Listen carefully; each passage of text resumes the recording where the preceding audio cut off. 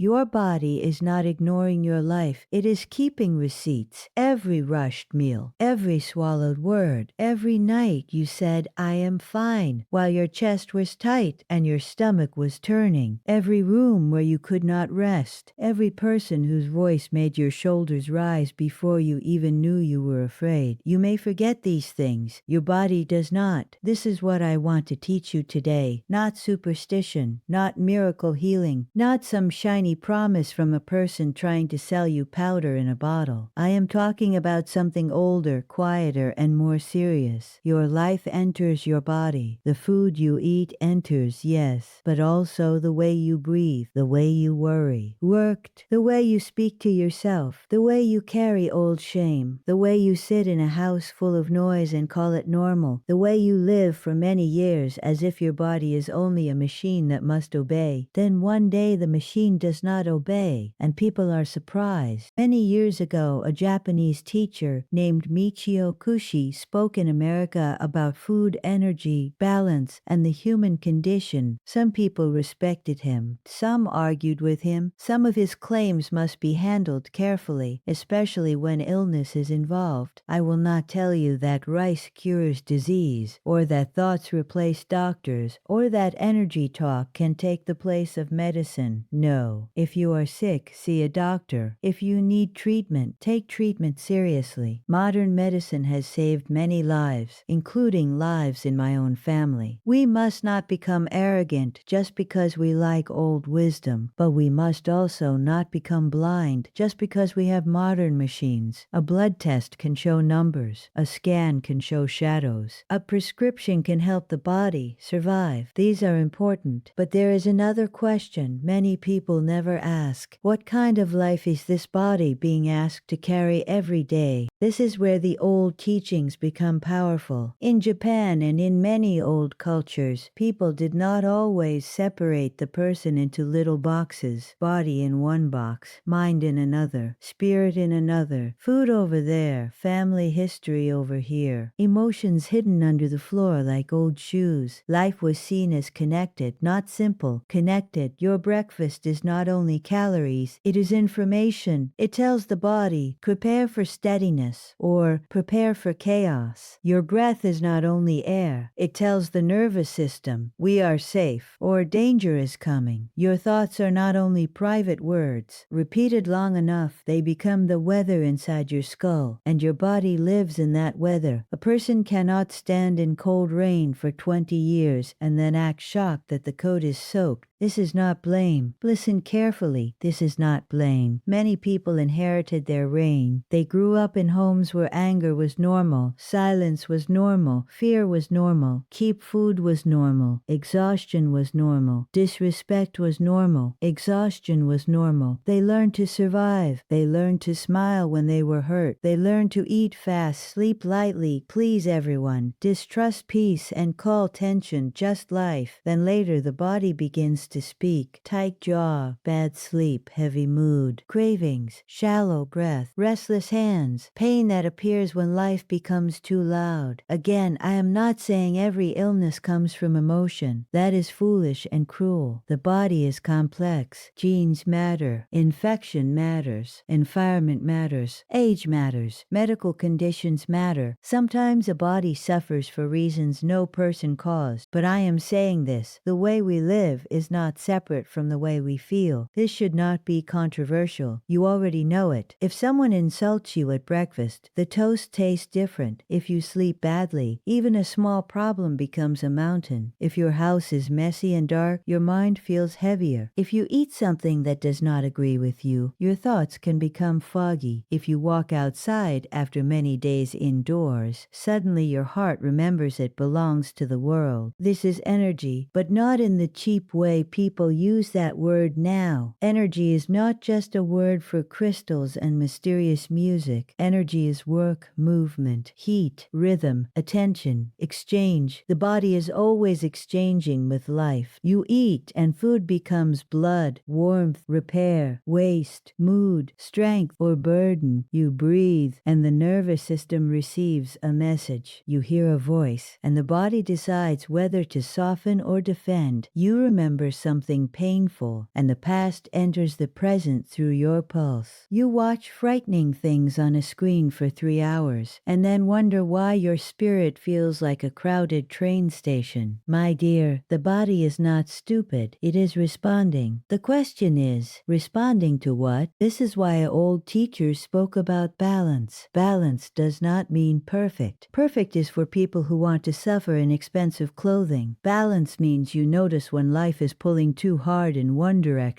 and you gently bring yourself back. Too much noise, make quiet. Too much heaviness, move the body. Too much anger, tell the truth before it becomes poison. Too much sugar, grease, hurry and eating over the sink. Sit down, eat like someone you respect. Too much screen light at night, let darkness do its ancient job. Too much fear in the mind, breathe longer than the fear wants you to breathe. Small things, repeated, are not small. A river does not carve stone by shouting, it carves stone by returning. Modern people love dramatic transformation. They want the secret, the hack, the one ancient method hidden from the public, the lost Japanese answer, the forbidden routine, the miracle morning, the special tea. Most of the time, the real answer is less glamorous. Sleep, walk, eat food that still remembers the earth. Stop calling cruelty stress. Stop swallowing every emotion and expecting the body to digest it. Stop living in rooms that make your nervous system feel trapped. Stop speaking to yourself like an enemy and then wondering why your inner world feels unsafe. This is not soft advice. This is discipline. It is easier to buy something than to change a rhythm. It is easier to blame age than to look at habits. It is easier to say this is just how I am than to admit this is how I learned to survive. But survival is not the same as health.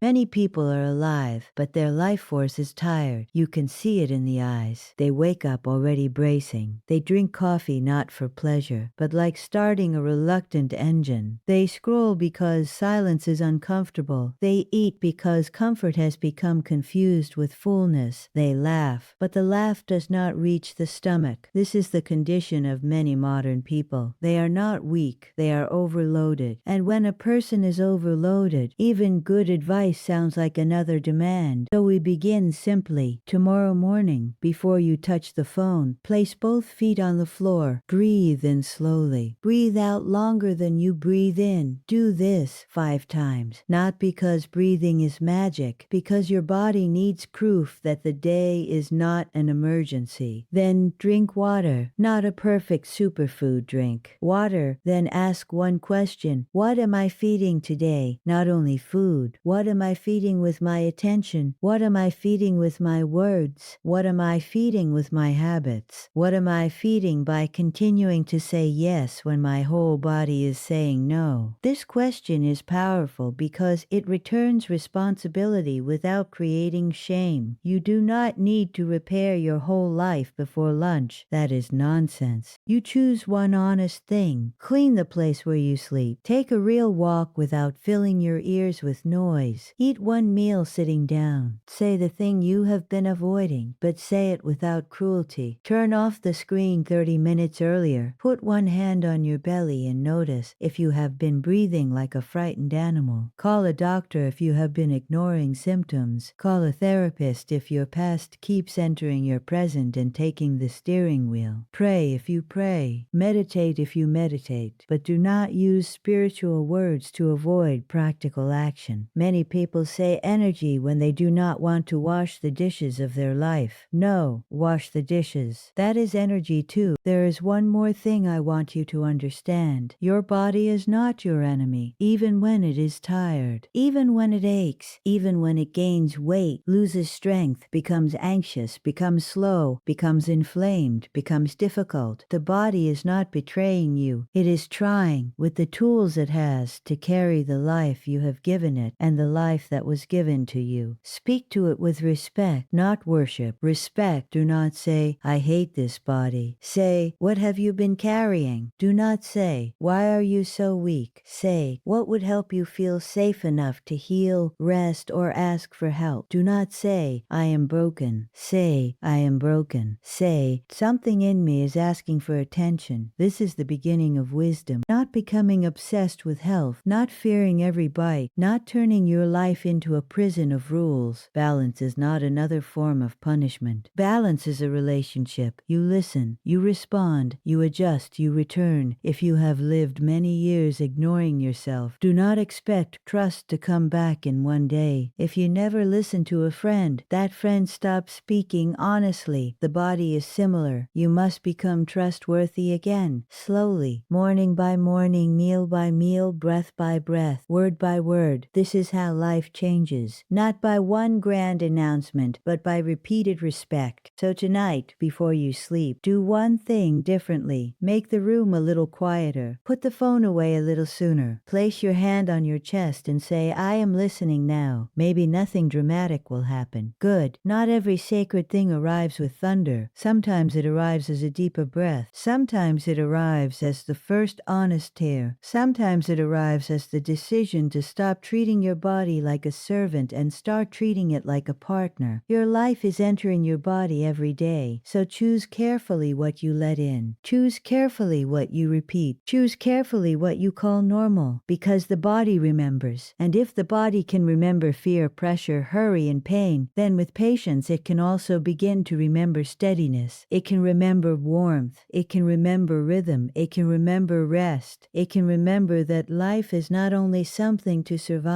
it is something to tend, like a garden, like a bowl of rice, like a small flame that must be protected from the wind. Do not wait until your body screams. Begin while it is still whispering.